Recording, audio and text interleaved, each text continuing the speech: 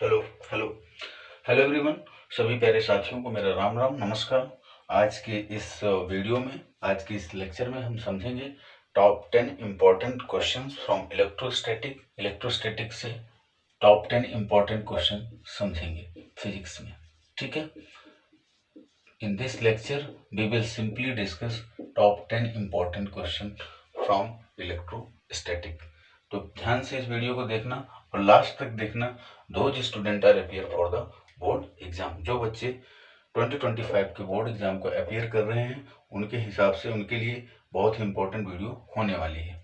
चलिए डिस्कस करते हैं इलेक्ट्रोस्टैटिक से कौन से ऐसे टॉप 10 इंपॉर्टेंट क्वेश्चन हैं जो अक्सर बोर्ड में पूछ लिए जाते हैं।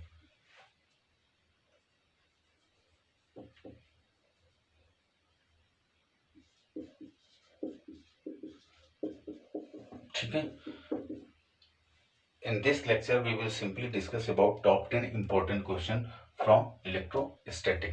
इलेक्ट्रोस्टैटिक से कौन से टॉप 10 important question है जो बोर्ड पॉइंट ऑफ व्यू से बहुत इंपॉर्टेंट हैं। समझते हैं पहला क्वेश्चन क्या कह रहा है। First question is that, first question जो मेरा होगा that is question is that why do the electrostatic field line does not form any close loop. Why do the electrostatics field lines do not form closed loop। Question क्या कह रहा है, question समझने की कोशिश करो। क्वेश्चन कह रहा है electric field lines close loop क्यों नहीं बनाती। Why do the electrostatic field line do not form close loop. तो क्लोज लूप इसलिए नहीं बनाती क्योंकि इलेक्ट्रिक फील्ड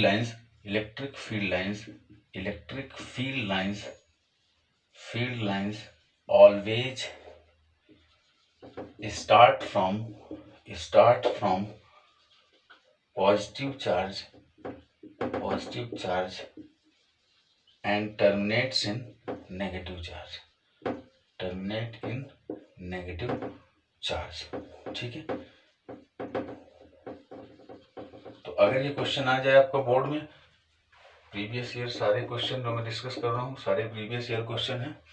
अगर क्वेश्चन बोर्ड में आ जाए कि electrostatic field lines close loop क्यों नहीं बनाती, तो electric field lines always start from positive charge and terminates in negative charge, so that's why electrostatic field does not form any close loop. समझ में आया क्वेश्चन क्या कह रहा था। क्वेश्चन ने सिर्फ इतना पूछा है कि electrostatic field lines close loop क्यों नहीं बनाती। तो electrostatic field lines close loop इसलिए नहीं बनाती क्योंकि always start from positive charge and terminates in negative charge, so that's why electric field line does not form any close loop. इसके बाद नेक्स्ट क्वेश्चन डिस्कस करते हैं जो कि बहुत इंपॉर्टेंट है। ठीक है, all the questions whatever questions we are discussing, all questions are very very important for board point of view. तो ध्यान से देखना इस वीडियो को और अंत तक देखना ताकि आपको समझ में आए कि इलेक्ट्रोस्टैटिक से कौन से ऐसे क्वेश्चन हैं जो बोर्ड अक्सर पूछ लेता है। ठीक है, again we are saying we are discussing all the previous year question whatever question जो बोर्ड में आ चुके हैं। इसके बाद जो नेक्स्ट क्वेश्चन है मेरा, क्वेश्चन नंबर सेकंड क्या कह रहा है कि does the charge given in a metallic sphere, क्या does the charge given in metallic sphere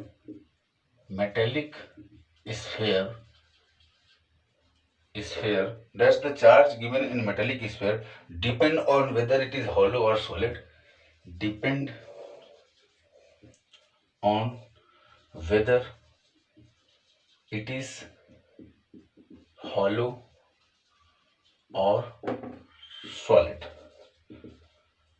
give reason कह रहा है कि इसका कारण दो मुझे। क्वेश्चन क्या कह रहा है, क्वेश्चन समझने की कोशिश करो। क्वेश्चन कह रहा है कि क्या चार्ज जो है वो डिपेंड करता है किसी मेटेलिक स्फीयर में या किसी हॉलो या सॉलिड स्फीयर में। डिपेंड करता है तो क्यों डिपेंड करता है। ठीक है, give reason.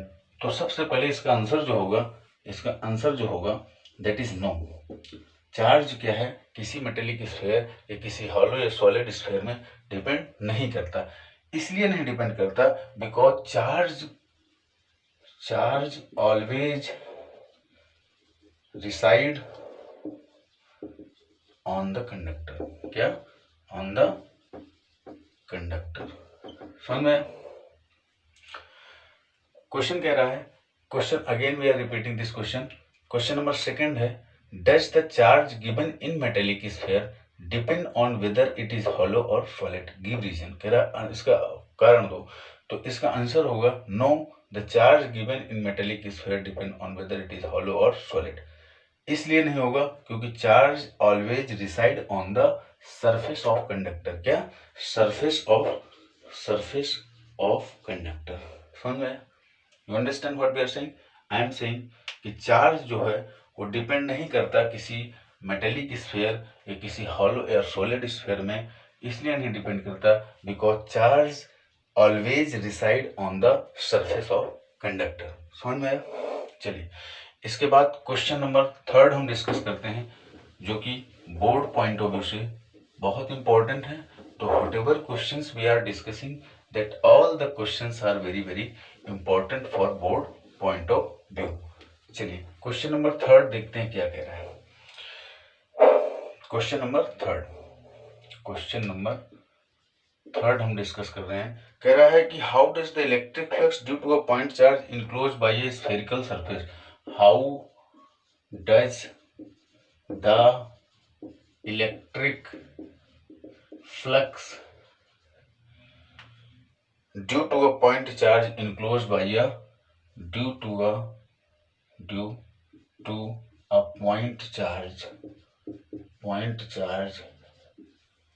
enclosed by a spherical Gaussian surface, enclosed by a spherical Gaussian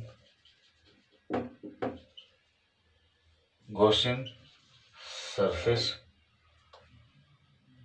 get affected when its radius increase.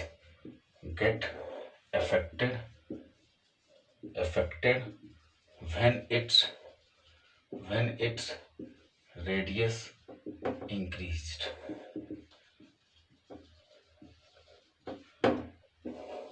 ठीक है, समझने की कोशिश करो क्वेश्चन क्या कह रहा है। क्वेश्चन नंबर थर्ड ये कह रहा है कि how does the electric flux due to a point charge enclosed by a spherical Gaussian surface get affected when its radius increase। अगर हम रेडियस को इंक्रीज कर दें या बढ़ा दें तो क्या इफेक्ट आएगा इलेक्ट्रिक फ्लक्स में in a Gaussian spherical Gaussian surface में। तो देखो इसका आंसर जो होने वाला है, I know what is the electric flux of total Gaussian surface, that is phi equals to charge upon Q upon epsilon naught. ठीक है, ये हमें पता है। ठीक है, तो क्वेश्चन कह रहा है how does the electric flux due to a point charge enclosed by a spherical Gaussian surface get affected when its radius increase. जब उसके रेडियस को बढ़ा दिया जाता है तो क्या इंक्रीज होगा। तो this is independent of radius of Gaussian surface. So if the radius increase, this is independent of radius of Gaussian surface. So if the radius increase, the electric flux through the surface will be remain unchanged। जो electric flux होगा वो होगा remain unchange होगा। क्या होगा? Remain unchange, मतलब कोई बदलाव नहीं आएगा अगर उसकी रेडियस को इंक्रीज कर दिया जाए तो रिमेन अनचेंज्ड। ठीक है, समझ में आया? इस क्वेश्चन में क्वेश्चन नंबर थर्ड में ये कहा है कि how does the electric flux due to a point charge enclosed by a spherical Gaussian surface get affected when its radius increase.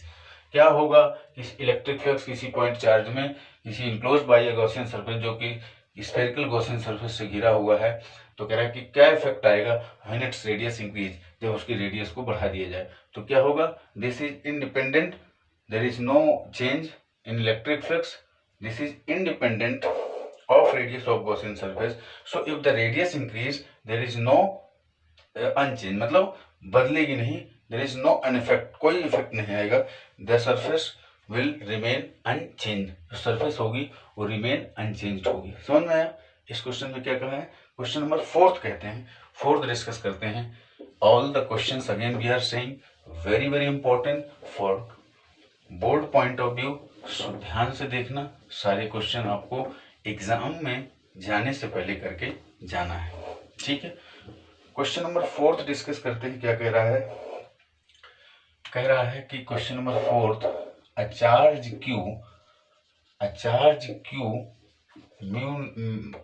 Q microcoulomb एक चार्ज है जो कि क्या है, किसी क्यूब पर रखा हुआ है, at the centre of cube, at the centre of cube. तो कह रहा है कि what would be the electric flux through one phase, what would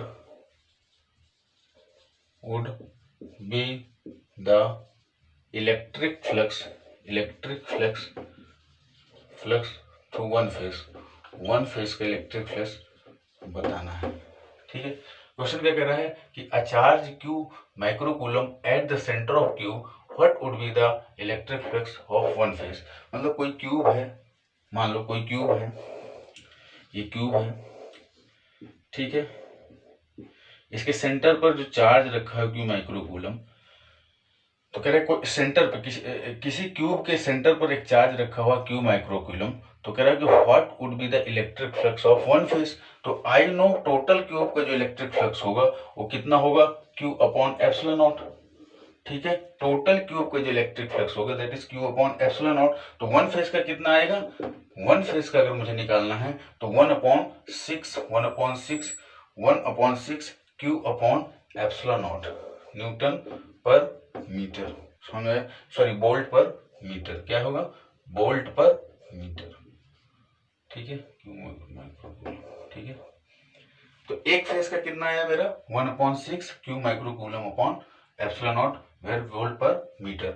तो एक इस क्वेश्चन में यही कहा गया, एक सिंपल कह रहा है कि कोई चार्ज है जो किसी सेंटर पर रखा हुआ है, क्यूब माइक्रोकूलम चार्ज किसी क्यूब के सेंटर पर रखा हुआ है। तो कह क्या रहा है, क्वेश्चन पूछ रहा है कि किसी एक फेज का मुझे क्या बताओ, इलेक्ट्रिक फ्लक्स। तो किसी एक फ्लक्स इलेक्ट्रिक फ्लक्स कितना होता है, that is 1/6 Q microcoulomb epsilon naught equals to epsilon naught where V volt per metre, समझ में। तो टोटल जो इलेक्ट्रिक फ्लक्स आएगा, टोटल इलेक्ट्रिक फ्लक्स जो आएगा क्यूब का, that is Q upon epsilon naught. तो जब टोटल सभी फेसेस का जो इलेक्ट्रिक फ्लक्स है that is Q upon epsilon naught. तो अगर मुझे एक फेज का निकालना है तो 1/6 क्यू माइक्रोकूलम अपॉन एप्सिलॉन। ये है सिंपल क्वेश्चन, बहुत सिंपल क्वेश्चन है, लेकिन क्या है बच्चे गलतियां कर देते हैं कि यार 6 फेसेस में कैसे क्या करेंगे। तो ध्यान देना है, ये सारे क्वेश्चन ट्रिकी हैं जो कि अक्सर बोर्ड में पूछ लिए जाते हैं। इसके बाद हम नेक्स्ट क्वेश्चन डिस्कस करते हैं। सेम ऐसे ही क्वेश्चन है, क्वेश्चन नंबर 5। क्वेश्चन नंबर 5 जो है वो स्वयं करना है, आपको खुद से करना है।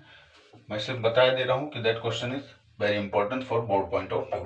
तो क्वेश्चन नंबर 6 इसी तरह का है, सेम। तो हमें ध्यान देना है क्या है। क्वेश्चन नंबर जो 5 है हमारा, क्वेश्चन नंबर 5 कह रहा है कि a charge Q is placed at the centre of cube.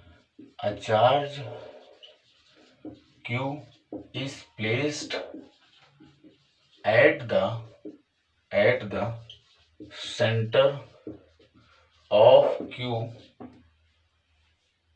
center of cube of side L, जिसकी साइड क्या है, L है, साइड क्या है, L है। तो कह रहा है कि what is the electric flux passing through the two opposite faces of side. What is the electric flux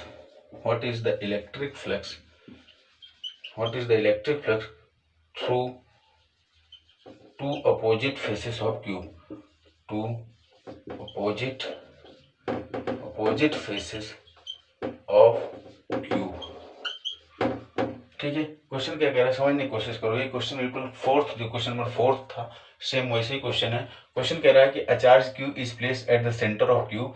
कोई चार्ज क्यू है जो किसी से क्यूब के सेंटर पर रखा हुआ जिसकी साइड L है।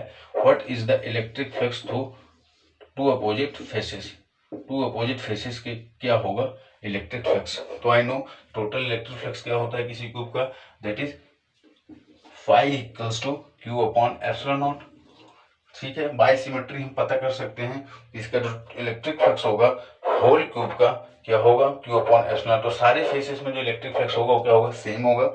इसी तरह the electric flux passing through the two opposite side of the faces, two opposite side of the faces में मुझे इलेक्ट्रिक फ्लक्स फाइंड आउट करना है। तो कितना आएगा, that is 2 1/6 Q upon epsilon naught. समझ में आया, ये आएगा, क्या आएगा, two opposite faces of the cube, two opposite faces of the cube का इलेक्ट्रिक फ्लक्स जो आएगा that is 2 × 1/6 Q upon epsilon naught. समझ में आया। इसके बाद नेक्स्ट क्वेश्चन डिस्कस करते हैं, क्वेश्चन नंबर 6 है हमारा, क्वेश्चन नंबर 6 डिस्कस कर रहे हैं।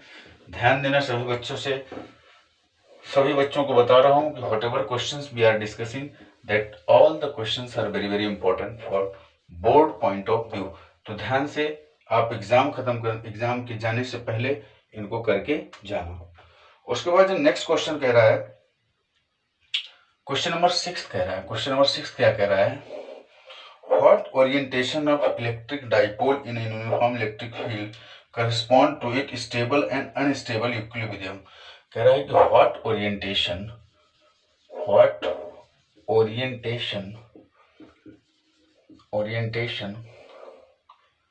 of an electric dipole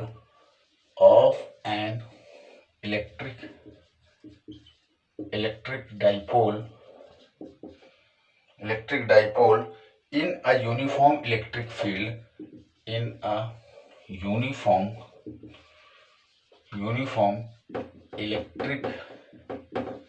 field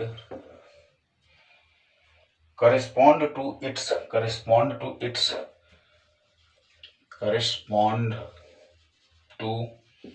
its। तो पहला केस क्या है, फर्स्ट केस कह रहा है कि स्टेबल एंड अनस्टेबल इक्विलिब्रियम में बताना है, स्टेबल एंड अनस्टेबल इक्विलिब्रियम, ठीक है। क्या क्वेश्चन क्या कह रहा है कि what orientation of electric dipole in an uniform electric field correspond to its stable and unstable equilibrium. Again we are repeating this question, what orientation of an electric dipole in a uniform electric field. क्या first किस में पूछ रहा है, stable में, और second पूछ रहा है अनस्टेबल में। तो स्टेबल में क्या होगा, in stable equilibrium the dipole moment is parallel to the direction of electric field. जो स्टेबल इक्विलिब्रियम में होगा तो डाइपोल होगा वो क्या होगा, dipole moment is parallel to the direction of the electric field. तो इन स्टेबल इक्विलिब्रियम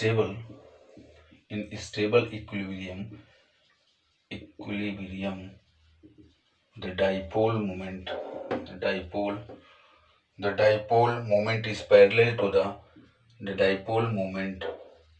is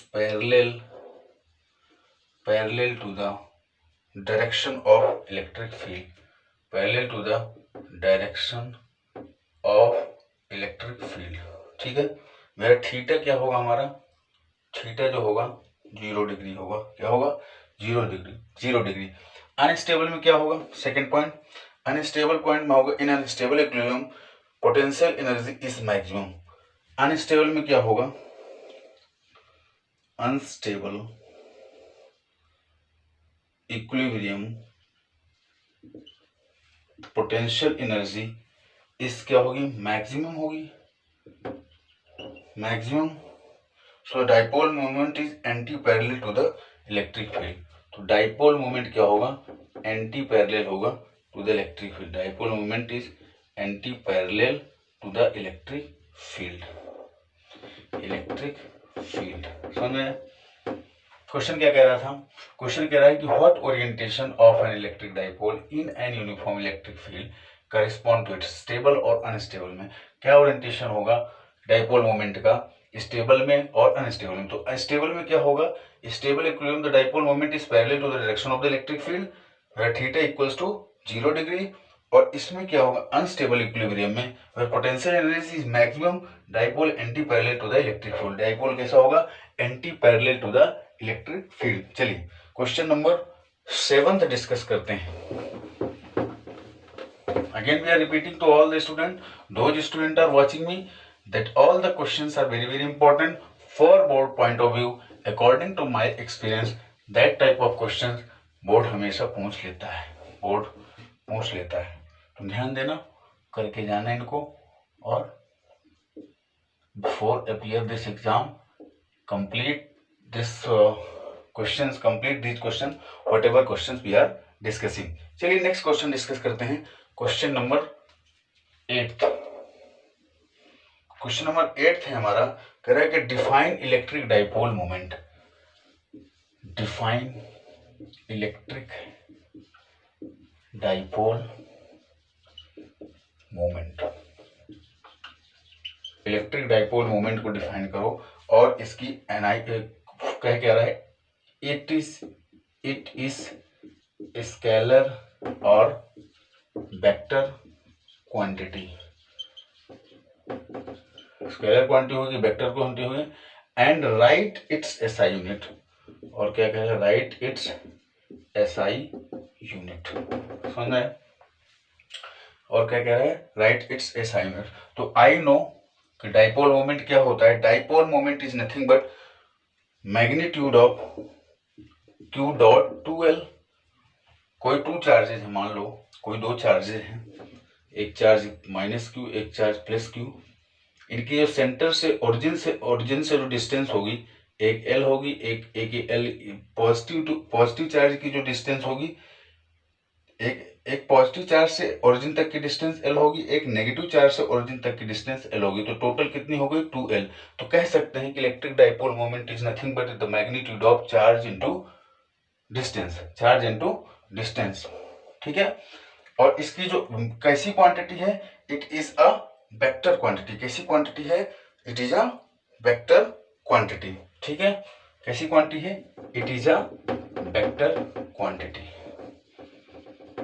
ठीक है। और जो इसकी एसआई यूनिट है दैट इज कूलम्स पर मीटर। तो एसआई यूनिट क्या होती है, कूलम्स पर मीटर, समझ में? इस क्वेश्चन में क्या पूछा गया था कि define electric dipole moment, electric dipole moment को बताओ। इट इज और क्या पूछ रहा है कि इट इज स्केलर और vector quantity and right it's SI unit, और इसकी एसआई यूनिट लिखो। तो आई नो कि electric dipole moment is nothing but it is the magnitude of the charges and magnitude of the charges distance between them, ठीक है। तो it is कैसा है डाइपोल मोमेंट, वेक्टर क्वांटिटी है, और इसकी एसआई यूनिट क्या है, कूलम्स पर मीटर। आई होप समझ में आया होगा। अब इसके बाद नेक्स्ट क्वेश्चन नंबर 9 डिस्कस करते हैं, जो कि इंपॉर्टेंट है बोर्ड पॉइंट ऑफ व्यू से। क्वेश्चन नंबर 9, क्वेश्चन नंबर 9 क्या कह रहा है, इसको भी ध्यान से देखना। That question is also important for board point of view से। ये भी बहुत इंपॉर्टेंट क्वेश्चन है, और अक्सर इस तरह क्वेश्चन पूछ लिए जाते हैं। तो क्वेश्चन नंबर 9 देखते हैं क्या कह रहा है। क्वेश्चन नंबर 9 कह रहा है कि plot a graph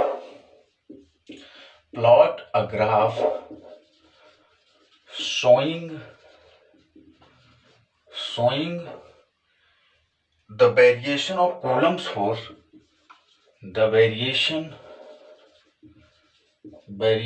of Coulomb force, the variation of Coulomb's force, Coulomb force F versus 1 upon r square, 1 upon r square, where r is distance, where r is distance between the two charges, where r is distance between the two charges।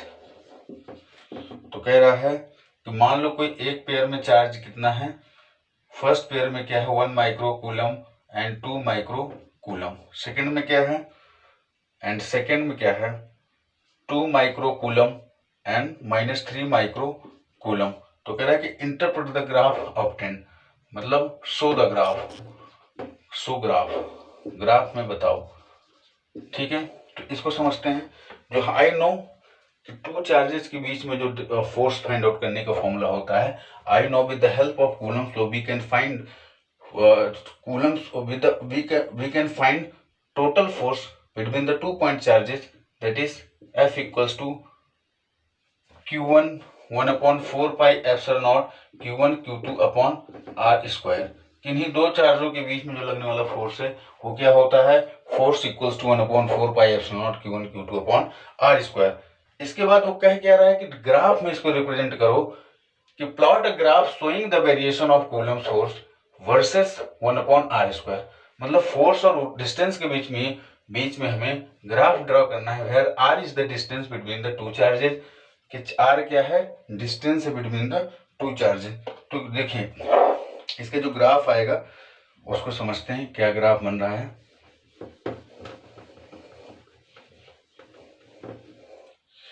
इसका जो graph बनेगा बेटा, उसका graph क्या बनेगा, ऐसे बनेगा, straight बनेगा।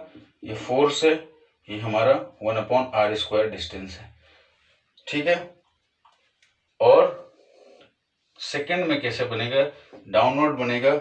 और इसका नेचर क्या होता है, अट्रैक्टिव रहेगा, फोर्स लगेगा और फोर्स इस तरफ लगेगा और डिस्टेंस क्या है 1/R स्क्वायर, ठीक है। डिस्टेंस इस तरफ जाएगी। ये इसका क्या नेचर रहेगा, रिपल्सिव नेचर रहेगा। क्या है, रिपल्सिव नेचर रहेगा। तो since magnitude of slope is more for attraction, therefore attractive force is greater than the repulsive force. तो अट्रैक्टिव फोर्स कैसा होगा, greater than the repulsive force. Repulsive force से ज्यादा होगा। तो इस क्वेश्चन में क्या कह रहा है कि प्लॉट करना है graph showing the variation between charges, showing the graph between the forces and distance। Force और डिस्टेंस के बीच में ग्राफ ड्रॉ करना है where R is the distance between two charges. एक टू चार्जेस की दो चार्जेस दे रखे हैं, पहले में 1 माइक्रोकूलम, सेकंड में 2 माइक्रोकूलम, और सेकंड चार्ज में क्या दे रखा है, सेकंड पॉइंट में 2 माइक्रोकूलम माइनस 3 माइक्रोकूलम। तो कह रहे ग्राफ में शो करना है। तो ग्राफ में शो करने के क्या होता है, ये होता है, ठीक समझे। जो फोर्स होगा in force, whenever the force is, क्या होगा, पहला जो ग्राफ इसका बनेगा वो क्या होगा, रिपल्सिव नेचर में होगा। कैसा होगा, रिपल्सिव होगा। अगर पॉजिटिव चार्ज में मुझे ग्राफ फाइंड आउट करना है तो कैसा होगा, रिपल्सिव होगा। और अगर अपोजिट चार्ज में फाइंड आउट करना है ग्राफ तो कैसा होगा, अट्रैक्टिव नेचर होगा। समझ में आया? You understand what we are saying? I am saying कि magnitude of the slope is more for attraction, therefore attractive force is greater than the repulsive force। तो attractive force क्या होगा, attractive force is more than repulsive force। समझ में? तो graph ऐसे बनेगा। समझ में? इस क्वेश्चन को करके जाना। That question is also important. Again we are saying all the student, all questions are very very important, whatever questions we are discussing। तो ध्यान देना, बोर्ड एग्जाम में जाने से पहले ये सारे क्वेश्चन कंप्लीट करके जाना। लास्ट क्वेश्चन में जो डिस्कस कर रहा हूँ वो क्या है उसके बारे में समझते हैं। लास्ट क्वेश्चन क्या है हमारा, क्वेश्चन नंबर 10 कह रहा है कि to concentric metallic spherical cell, two concentric metallic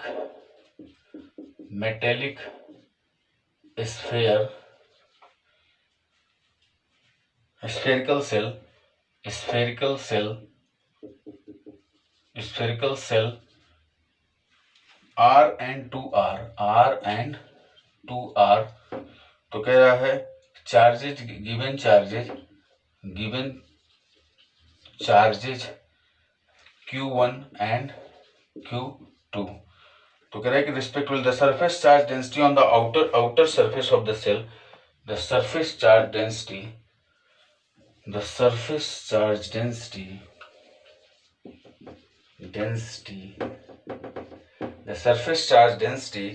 of the outer surface of the cell are equal, of the outer surface of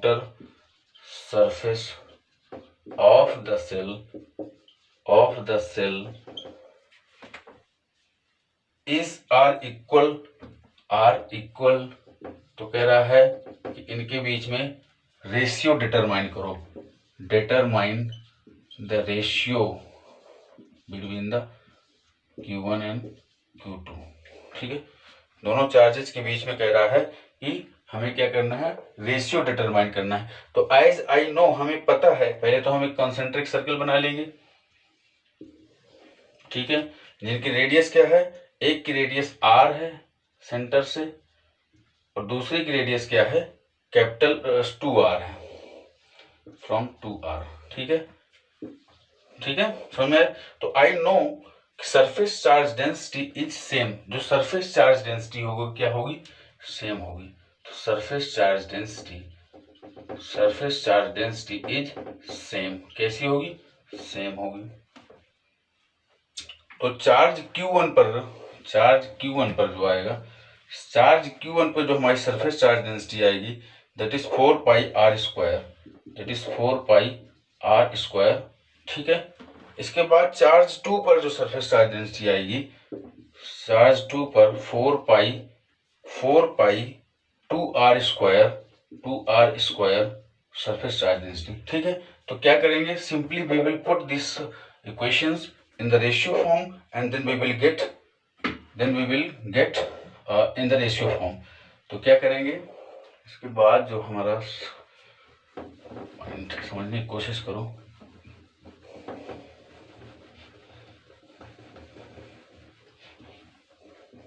point है हमारा, कह रहा है कि Q1 upon Q2 equals to 4πr² upon 4π2r²। ठीक है, ये तो हम जब इसको कैंसिल करेंगे तो हमारा 1/4 आ जाएगा। ठीक है, तो हमारा जो रेशियो क्या आया, 1/4 आ जाएगा। ठीक है, समझ में? इस क्वेश्चन को डिस्कस करने के लिए फिर से मैं बता रहा हूँ, क्वेश्चन क्या कह रहा था कि two concentric metallic spherical shell of radii r and 2r are given charges Q1 and Q2 respectively, the surface charge density on the outer surface of cell are equal। जो सरफेस चार्ज डेंसिटी होगी outer surface में वो क्या होगी, equal होगी। तो कह रहा है कि determine the ratio of Q1 and Q2, Q1 और Q2 के बीच का रेशियो फाइंड आउट करना है। तो आई नो चार्ज 1 पर जो फोर्स लगेगा that is 4πr² surface charge density. Charge 2 पर क्या होगा, 4π2r² सरफेस चार्ज डेंसिटी। एक की रेडियस r है, एक की रेडियस 2r है। फर्स्ट कंसेंट्रिक सर्किल की रेडियस जो है r है, सेकेंड कंसेंट्रिक सर्किल की जो रेडियस है 2r है। whenever we will put this equation in the ratio form we will get 1/4। तो आंसर क्या आएगा, 1/4 रेशियो में होगा surface charge density on the outer surface of the shell. ठीक है, टू कंसेंट्रिक स्फेरिकल सेल में। समझ में आया?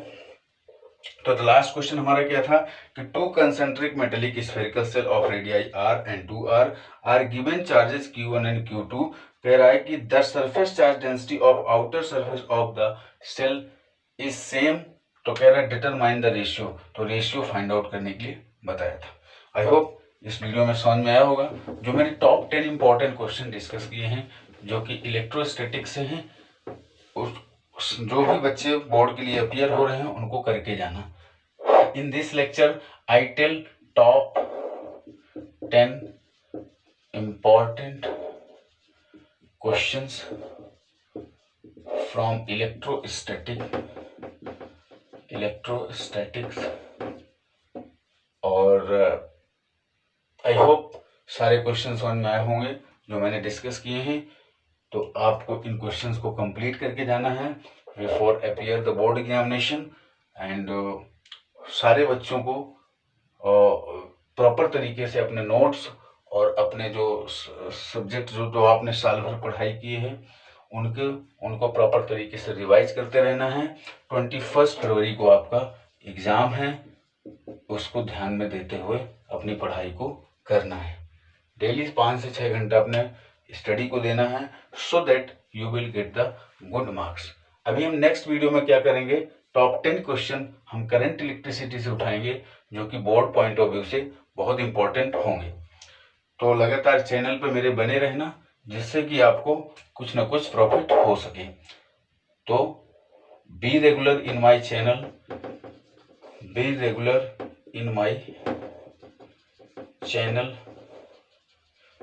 एंड सब्सक्राइब माय चैनल जिससे कि और भी लोगों तक ये बात पहुंच सके और भी लोगों को प्रॉफिट हो सके। क्योंकि those student are appear for the board examination, उनके हिसाब से बहुत ही इम्पोर्टेंट वीडियो होगी। तो आने वाले नेक्स्ट वीडियो में मैं कोशिश करूंगा, आई विल ट्राई कि top 10 important question current electricity either every chapter हम पिकअप करेंगे, जिससे कि आपके बोर्ड में मदद हो सके। तो जो भी इस वीडियो में मैंने बताया टॉप 10 इम्पोर्टेंट क्वेश्चंस मैंने इलेक्ट्रोस्टैटिक से डिस्कस किए, जो कि बोर्ड पॉइंट ऑफ व्यू से बहुत इंपॉर्टेंट है। तो कृपया ध्यान देकर सभी बच्चे बोर्ड अपीयर होने से पहले इनको करके जाना। आई होप आपको समझ में होगा कि मैंने क्या इस वीडियो में बताया, क्या समझाने की कोशिश की। तो सभी बच्चों को बेस्ट ऑफ लक, अपनी पढ़ाई करते रहें, ध्यान देते रहें। थैंक्स फॉर वॉचिंग मी। जय हिंद, जय Bharat. Subscribe my channel so that और भी लोगों को मेरी बात पहुंच सके और भी लोग इस चैनल से लाभ उठा सकें। Okay, thank you so much. Thanks for watching मी। जय हिंद, जय भारत।